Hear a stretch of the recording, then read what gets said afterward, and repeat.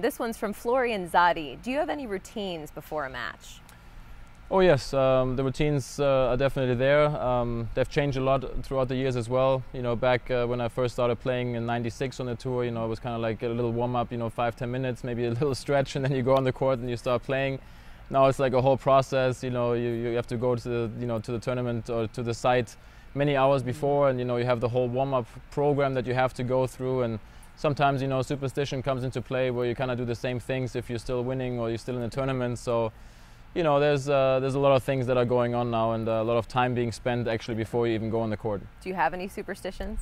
I do have a few, yeah, on the court that I do that are very complicated to explain. But sometimes you try not to step on the lines, or if I happen to break the serve of my opponent, which doesn't happen so often, I do a weird thing with the tennis balls when I get them. You know, kind of bouncing the balls over the lines, and but that's it. Not too many anymore. From Matthias Fiedler, what mental toughness techniques do you use in a match? I don't know if there are many techniques really, and I'm sure there's always certain times in the match or certain moments where I could use some techniques and try to, you know, have more of a poker face or something. But I'm pretty emotional. It's tough sometimes to really keep my emotions together, even though I've gotten better over the years. But there's no techniques. I mean, I'm mentally tough as it is. I like to compete. I like to go out there and win. I hate to lose like everybody else. So you just try to figure out a way to win, and but I might be looking into those techniques. So. With Nikolai Davydenko's retirement, the video of you has surfaced again of talking to yourself on the sideline. Yeah. Do you think talking to yourself is helpful for you? I guess it might be. You know, I think there was times where talking to myself was not the right thing to do, and it totally, you know, got me you know, off course on what I wanted to accomplish on the court. And there were times where maybe it was helpful.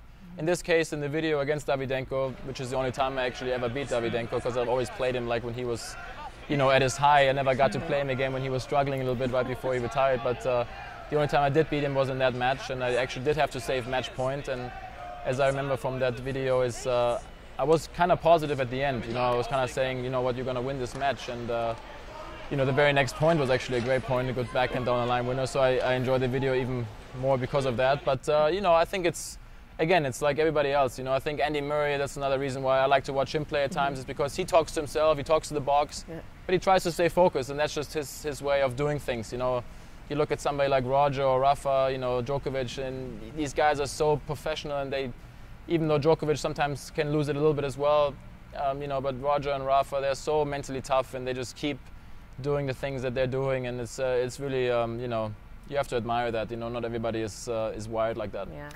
From Kathy Herman, would you mind sharing your mindset for overcoming each injury setback, and any words of inspiration for anyone attempting to overcome adversity?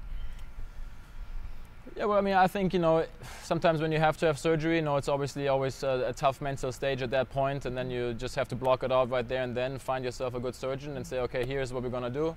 And then go to that place of just saying, this is my goal. Set yourself small goals, you know, where you want to be in 2 months, in 4 months, in 6 months, when you see yourself being back.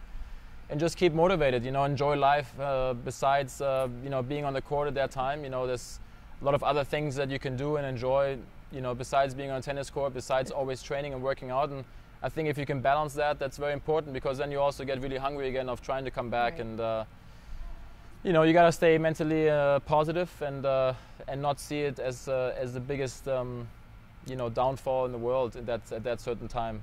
Even though, you know, it's easy to go to that place and say, why me? And, you know, am I going to come back again?